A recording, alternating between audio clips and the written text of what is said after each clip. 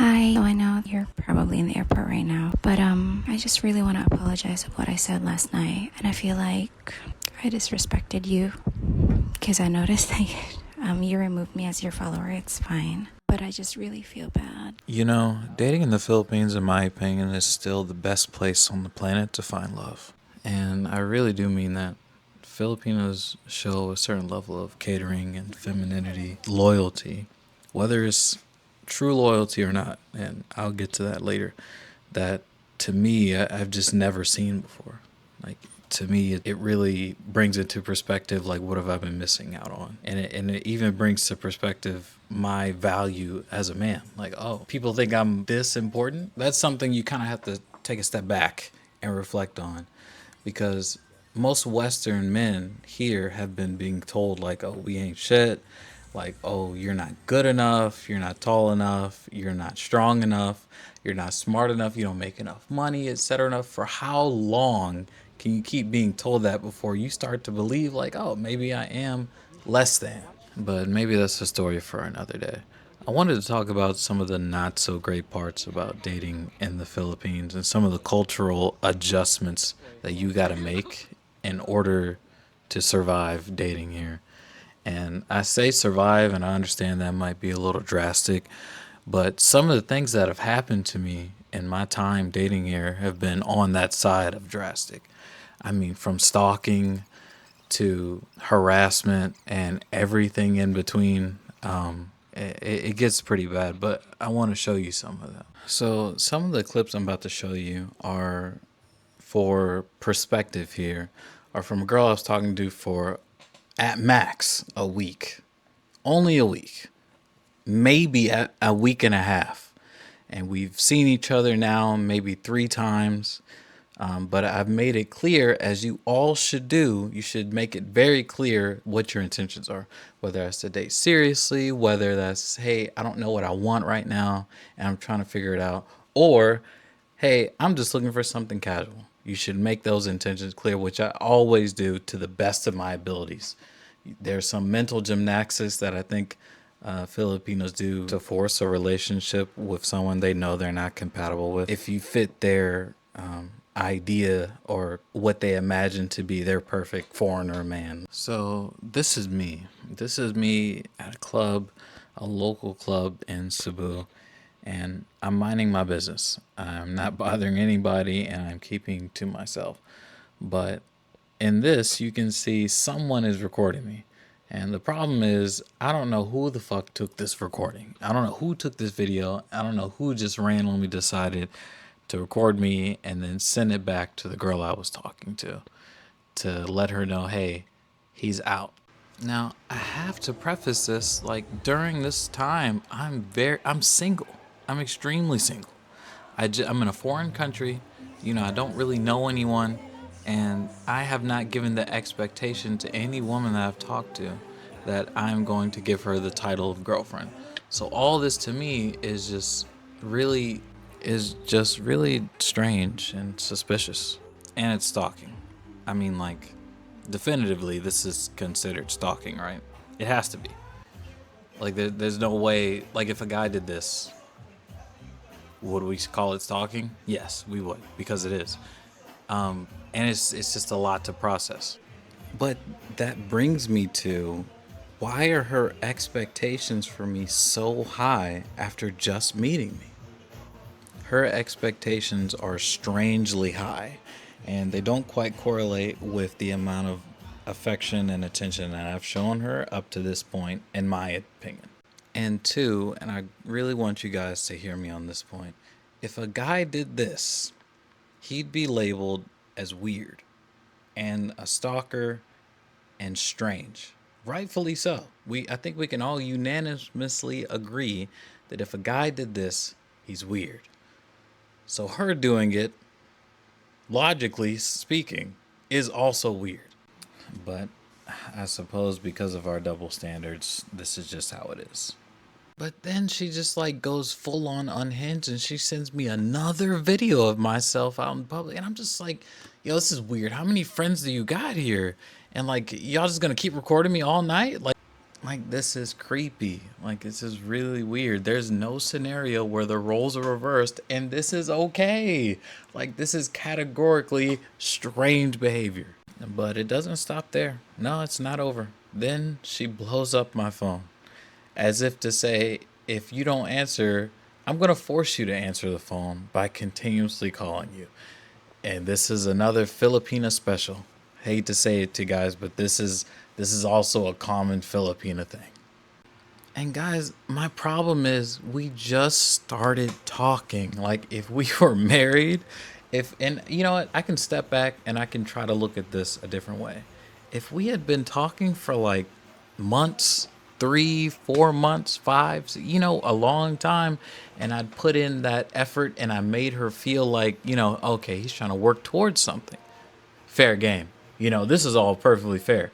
But 2 weeks? And we hung out maybe 2, 3 times max. If I'm being honest, I don't even think we went on a date. I think she only just came to my hotel room after she got off work. So, like, guys, help me out. And please help me out in the comments. What's happening? But, anyways, that was just an example of Filipina love bombing, Filipina stalking, and hypocrisy. That is pretty common.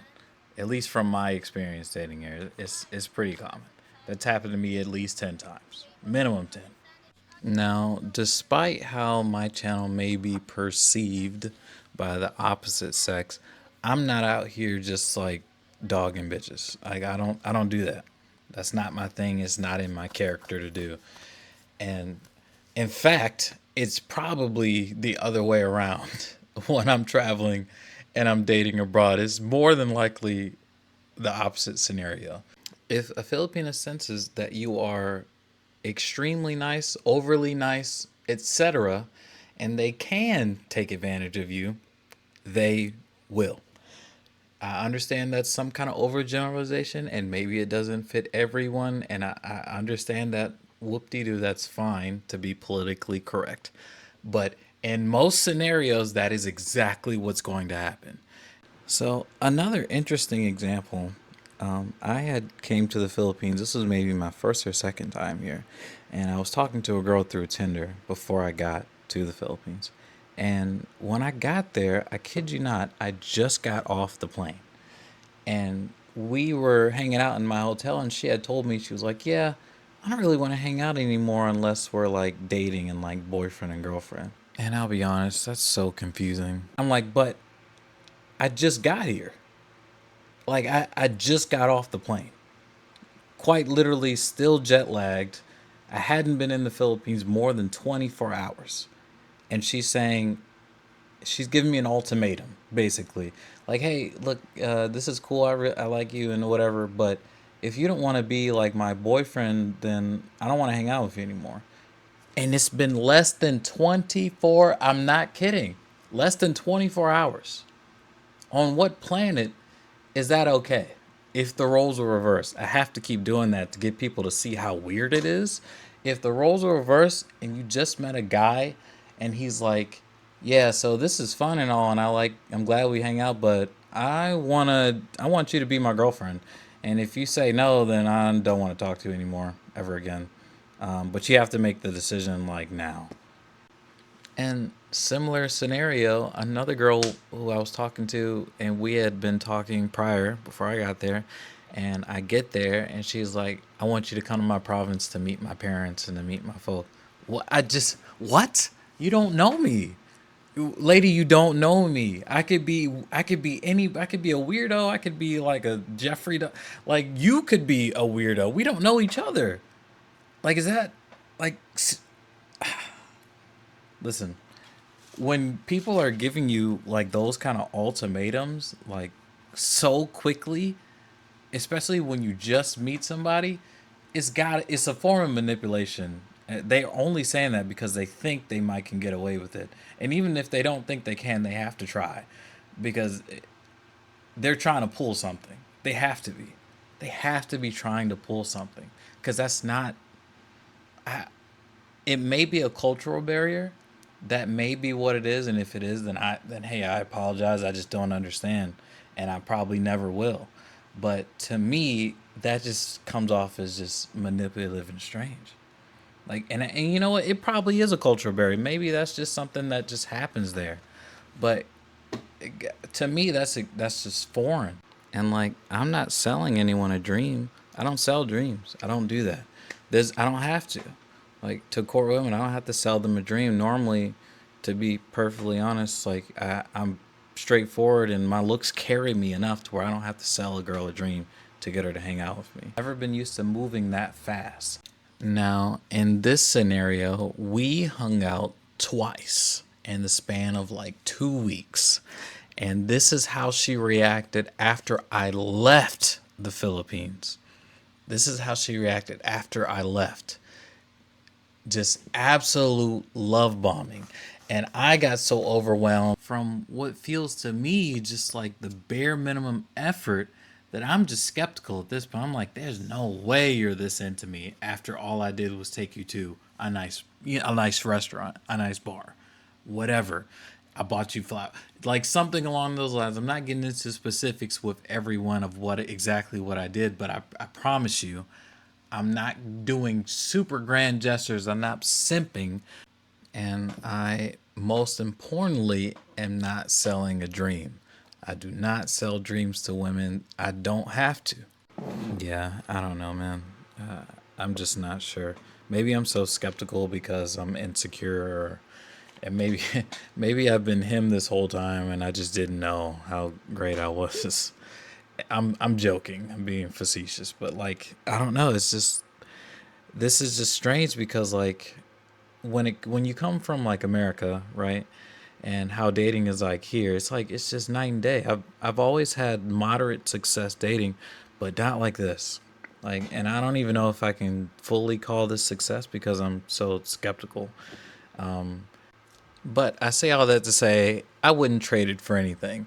Filipino women can stalk me all they want, and I'm not joking. If I'm being real, if we're talking about being stalked and harassed versus dating American women or modern women, sign me up. Keep stalking me. Matter of fact, next time, just let me know when you're taking a video of me so I can give you my good side, so I can smile. I look kind of chunky and weird in those videos they took. Just give me the heads up so I can look good. But hey, if you made it this far, please join the Discord. Let me know if you guys have anything you want me to react to, and I would love to do that. That would give me something to give you guys in the meantime while we wait for the next episode to come out. Also, speaking of episode, join my Patreon. I'll upload my videos there earlier, and I'll upload unedited and some raw footage and extra stuff too that you guys probably would really like to see, and potentially uncut stuff, but we'll see how that goes. But yeah, interact with the channel. I'm gonna try to put more stuff out. I've seen all the comments and all the messages. I appreciate the support. We're almost at 10K. So follow the Patreon, join the Discord, subscribe to the channel, like the video if you got anything from it, and any donations and support goes a long way of keeping me going. So thanks, guys. I will see you soon. Look how they set up the table with all the things. It's pretty. It's really pretty.